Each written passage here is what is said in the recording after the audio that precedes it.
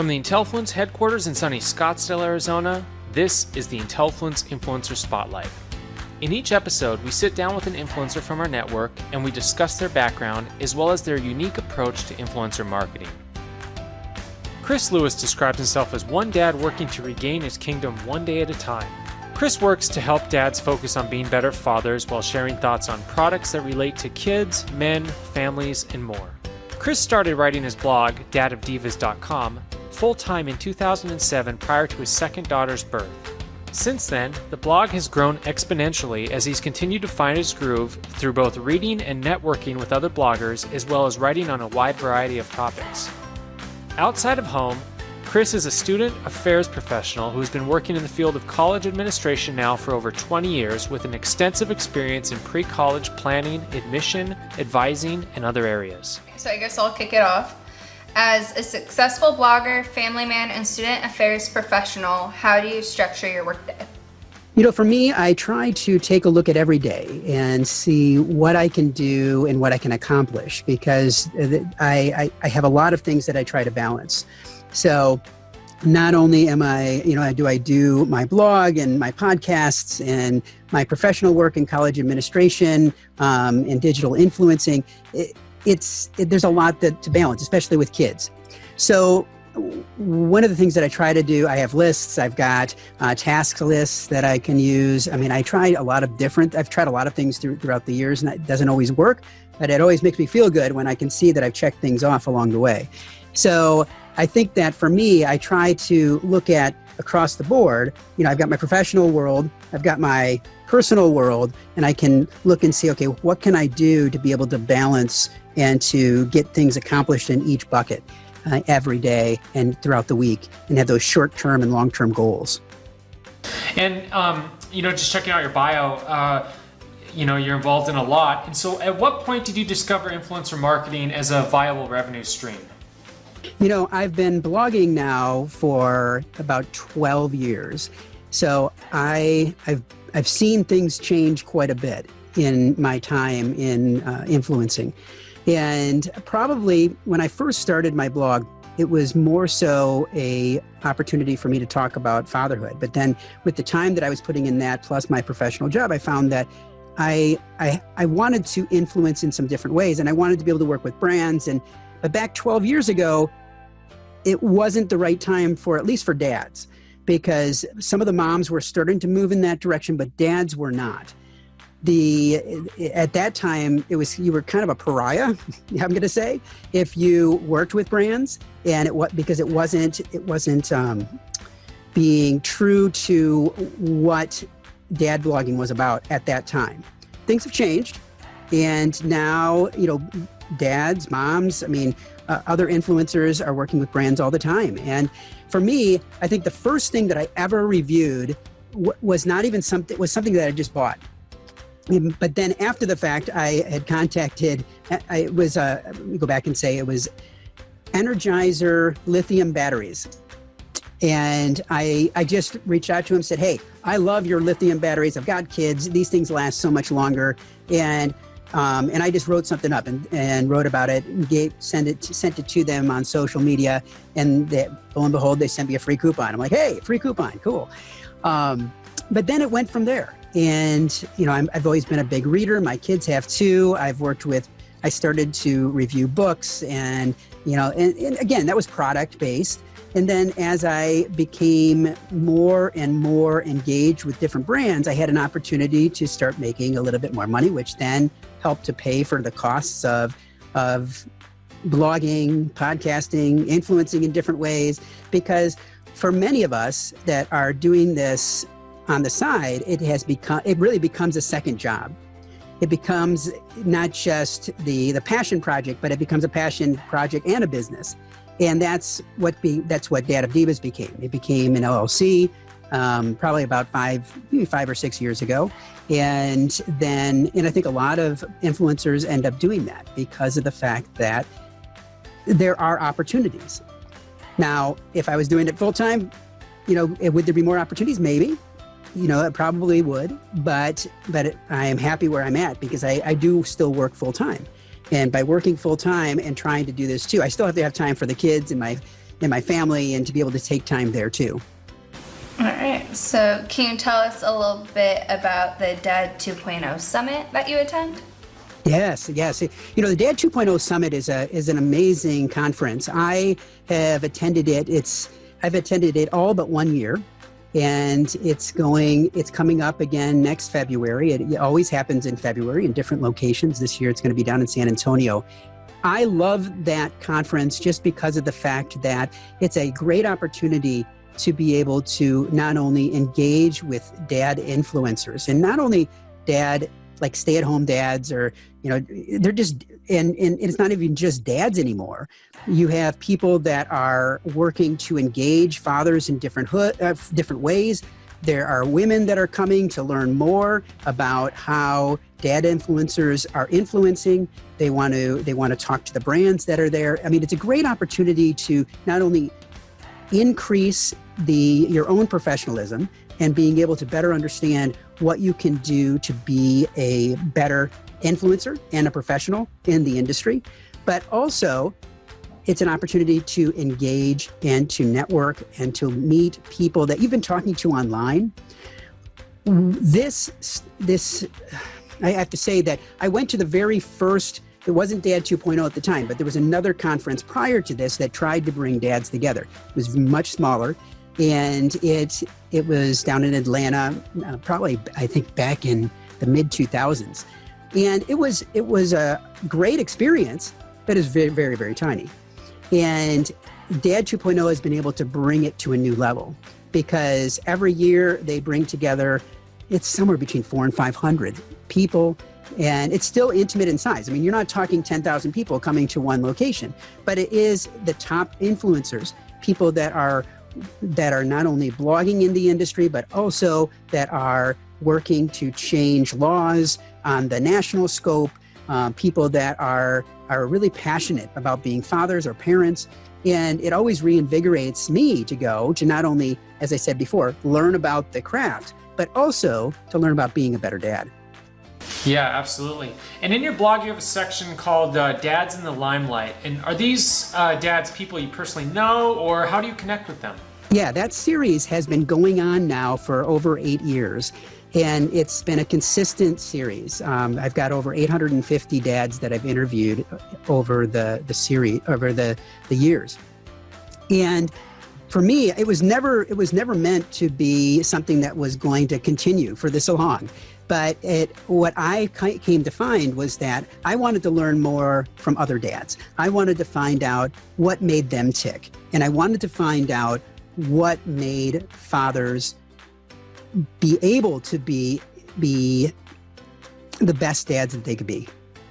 And this series has really opened my eyes to allow for me to be able to learn from them, but also it's opened others to be able to learn from these dads too. And that's why I continuously am trying to keep it going, because I think that there are so many amazing things that dads do to be amazing to fathers. And if you look at any research that's out there, it will tell you how important fatherhood is when it comes to engaging with kids and to helping kids to be productive citizens, and just to help kids to grow into the people that they're becoming. It's so important for fathers to be engaged. And every one of these dads that I've interviewed does it in just a little bit different way. And when you become a parent, whether you're a mom or a dad, I think this series can open your eyes to how to be a good parent, not just to be a good father. It's geared toward fatherhood, but it's really how to be a good parent, because none of us get a manual. Right. None of us get a manual. You know, we have to figure this out for ourselves. And if we haven't had good role models of fatherhood in our own history, then what ends up happening is we have to kind of just jump in with both feet and try to figure it out for ourselves. And if you don't have a good group of men around you to support you, and you're willing to actually talk to them as a father to another father and say, hey, I think I just really screwed it up. And having someone around you to say, no, you didn't. I've done that too. And they'll just bounce right back. And, but to be able to read that, to be able to see that and be able to hear that in different ways, I think is really important. So you started doing your blog full-time in September 2007, prior to the birth of your second daughter. A lot of parents say having 2 kids is harder than just having 1. How would you say your advice has changed on your blog from starting it as a father to 1 child to being a father of 2? I think that it is more challenging when you have more than one. And I think that as you even get further on, and I can only talk about with having 2 kids, but I know dads that have 8 or 9 kids, and in my mind, I'm like, whoa, how the heck does that happen? How the heck do you manage that? Not how does it happen? I know how it happens, but how do you manage it? And a lot of times what's really interesting is when I talk to them, they'll say, well, when you get beyond, and a lot of times I hear beyond 3, and sometimes it's 3 or 4, they say a lot of times then you get the kids involved in helping in more and more ways. So when you get to a large family, that really amps it up too. Now, like I said, I don't have that experience, but that's what people have told me, what other dads have told me. I think for me, you have to, for me with 2 kids, for 2 daughters, you have to understand who they are as people, and you have to understand what makes them tick, because each one is going to require different types of engagement. And you have to give each child different amounts of time, different amounts of engagement to help them to be able to flourish. And that's not always easy, because you have to figure that out as they get older. Because one child is going to demand one thing, the other child is going to demand another thing. And that's when, like I said, when you get into 8 or 9, or, you get into larger amounts, it becomes even harder to have, because your time gets pulled in many different directions. So for me, I think I have it lucky. I only have 2, right? And I think that if you have 1, it's probably even better, because you can focus all your attention on that one child. However, you still do have to have that one-on-one time with your partner or your spouse to be able to maintain that relationship as well. So it's, while you put so much time and effort in to your kids, you can't also forget about the relationship that you have with that significant other as well. I gotta say, those people are right with the 8 or 9 kids. I'm one of 5, so my parents had my older siblings kind of watch me and my other brother. Mm-hmm. Yeah. Absolutely. So, as a product reviewer, what are some products that work well for dads? And these can be ones you reviewed or ones you just like or use on a regular basis. I think that, I use all kinds of different products. I want to say that there are some brands that I really respect because of how they portray dads. Dove Men Plus Care has done an amazing job of really portraying dads in different ways and trying to change how the media looks at how fatherhood is. There's been a big change over for most brands, or many brands, from the bumbling dad to the engaged dad, which I think is a good move in the right direction. You still have some brands that portray dads as that bumbling dad, and sometimes even in TV series you see that too. Yeah, and I think that you're always going to have some of that and poking fun, but the thing is that you don't see that with motherhood. You don't see that with moms.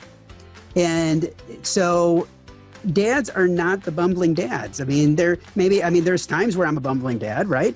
But that doesn't mean that 24/7 I'm the bumbling dad.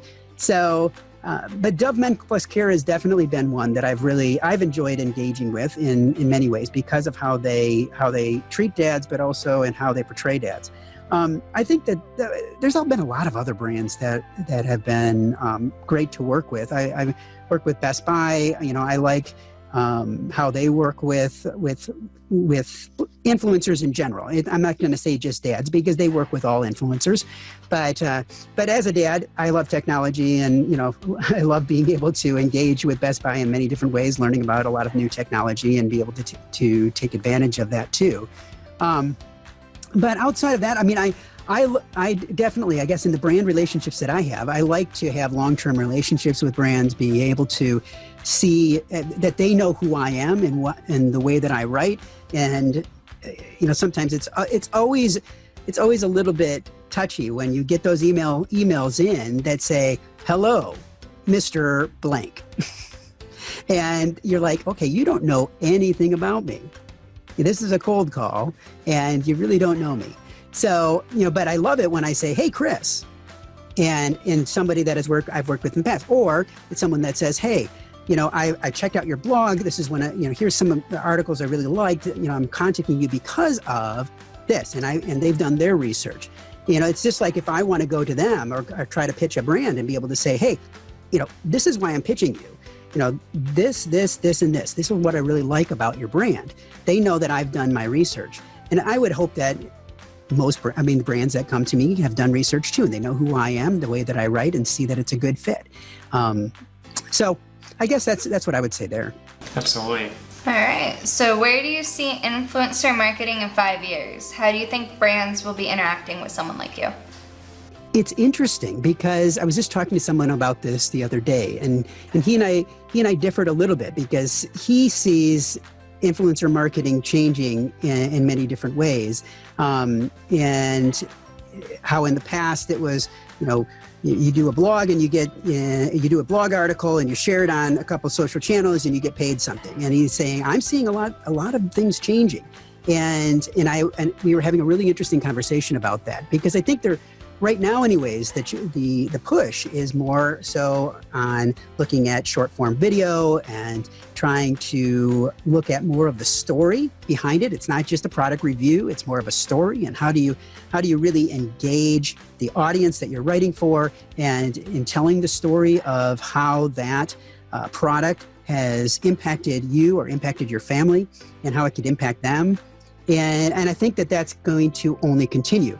The push on live type of things and trying to make things more interactive, I think is definitely important.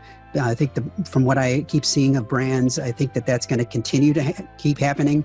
But you never know. I mean, that many years down the road, it's hard to say because things are changing all the time.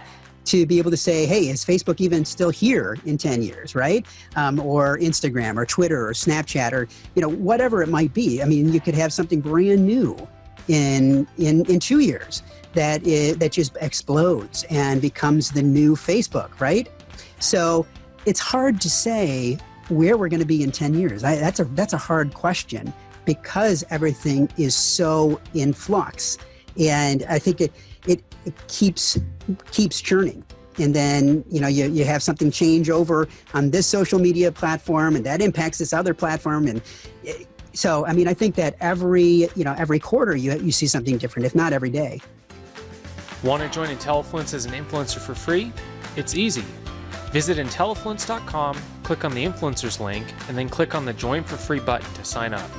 Once you have registered, you will get immediate access to our influencer marketplace where you can browse relevant offers from brands and apply on the spot.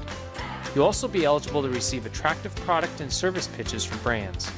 There's absolutely no cost to join as an influencer, so we hope you take advantage of our service.